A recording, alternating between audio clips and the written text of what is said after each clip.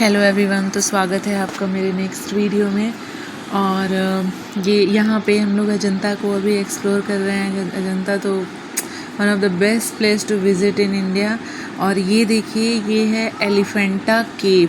एलिफेंटा केव के बारे में हम लोगों ने अपने स्कूल में भी पढ़ा है, अपने बुक्स में, हिस्ट्री बुक्स में आप लोगों ने पढ़ा होगा एलिफेंटा केव्स के बारे में।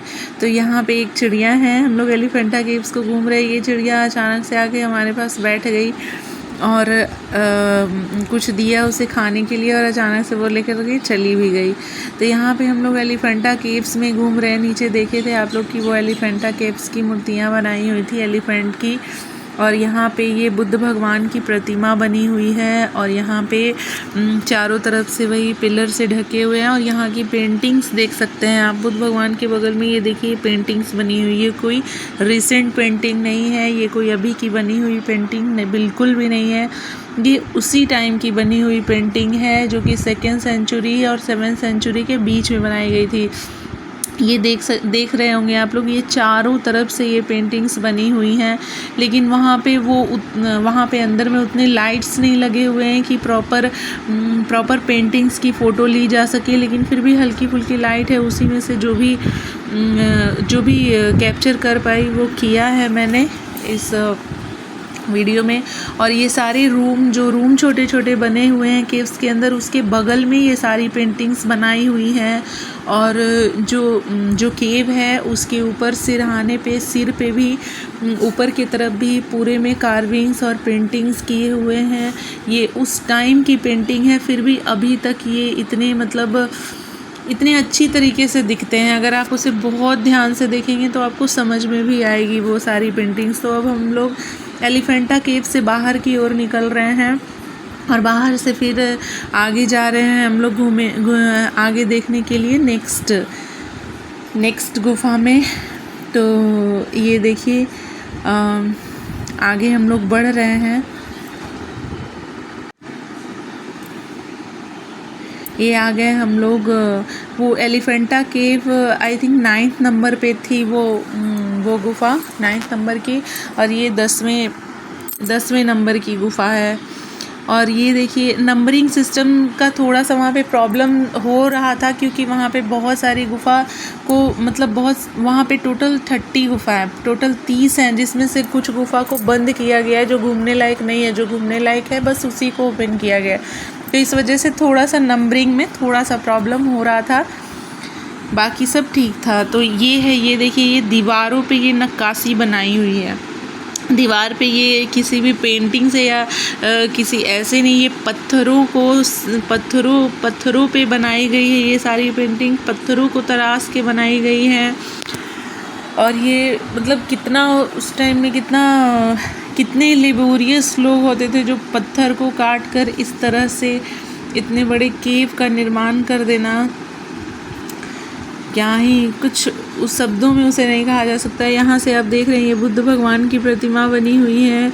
और अंदर जाने के बाद ये इतनी खूबसूरत जगह है, इतनी खूबसूरत जगह। ये चारों तरफ से पिलर से घिरे हुए मिलेंगे। ऊपर में नक्काशी, नीचे नक्काशी, नीचे फर्श पे भी, मतलब फर्श भी वो नॉर्मल नहीं, वो उन्होंने फर्श में भी वो थी पूरे पत्थर की चिकनी। लेकिन ये देखिए, किनारे में कितने अच्छे तरीके से भगवान की मूर्तियाँ बनाई गई हैं। बुद्ध भगवान को चारों तरफ से नक्काशी करके बनाया गया है।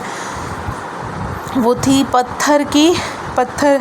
ये देखिए, यहाँ पे बुद्ध भगवान। और ये अजंता केव का पूरा नज़ारा है। तो हाँ, वहाँ की पत्थर जो है, वहाँ की जो ज़मीन है वो भी पत्थर की बनाई गई है। लेकिन अगर वहाँ पे कितने भी पानी गिर जाए तो वहाँ पे आपके पैर स्लिप नहीं कर सकते। वहाँ पे ग्रिप बहुत अच्छी बनी हुई है। वो है चिकनी, लेकिन फिर भी वहाँ पर की ग्रिप बहुत अच्छी। ये टाइल्स, मार्बल, उनके सामने कुछ भी नहीं है, कुछ भी नहीं। तो ये है बाहर से नज़ारा।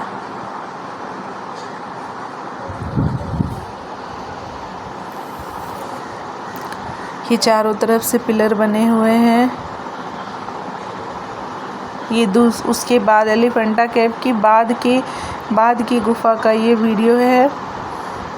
और ये चारों तरफ से बरामदा भी बना हुआ है, पिलर बना करके ऊपर से बरामदा बनाया गया है, चारों तरफ से बरामदा भी है, फिर उसके अंदर रूम भी बनाया गया है। और भगवान की प्रतिमा बनी हुई है बाहर से।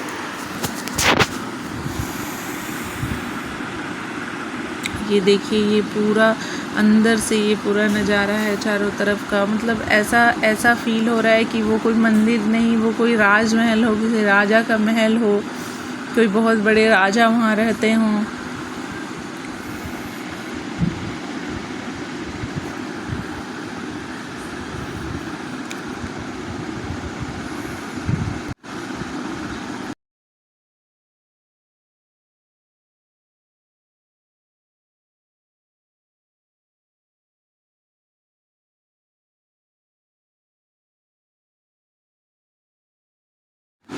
तो यहाँ पे हम लोग इंटर कर रहे हैं ये दूसरी गुफा की तरफ, जो कि यहाँ पे कोई प्रतिमा नहीं बनाई हुई है, यहाँ पे कोई प्रतिमा नहीं है। लेकिन यहाँ पर का जो दरवाज़ा है सबसे अंदर की तरफ आप देख रहे हो, उसका शेप थोड़ा अलग है। ये नॉर्मल दरवाजे से थोड़ा, ये आप पिलर के बीच में देखिए,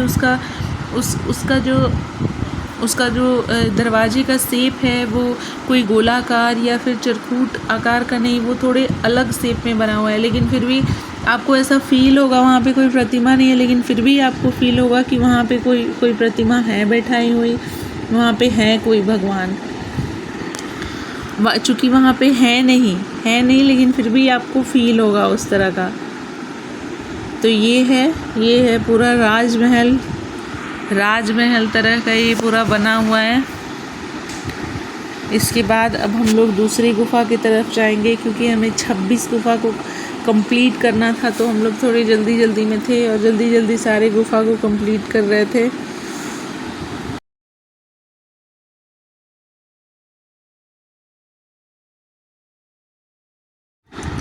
यहाँ पे अब हम लोग दूसरी गुफा की तरफ आ गए, जो कि इसे माना जाता है कि ये इनकम्प्लीट है, ये पूरा कंप्लीट हुआ ही नहीं है। यहाँ का शेप थोड़ा अजीब था, ये आप ज़मीन पे भी देख रहे हैं, ये अजीब तरीके से बना हुआ है, कहीं पे गड्ढा, कहीं पे ऊंचा। तो इस गुफ़ा के बारे में ये कहना था वहाँ पे लोगों का कि ये गुफ़ा भी मतलब ये गुफ़ा कंप्लीट हुआ ही नहीं, ये अधूरी रह गई। कभी कभी चीज़ें होती हैं जो अधूरी रह जाती हैं, तो उनमें से ही ये भी गुफ़ा को लोग मानते हैं कि ये इनकम्प्लीट है, ये पूरी नहीं हो पाई। उसी के वजह से इसका शेप इस तरह का है।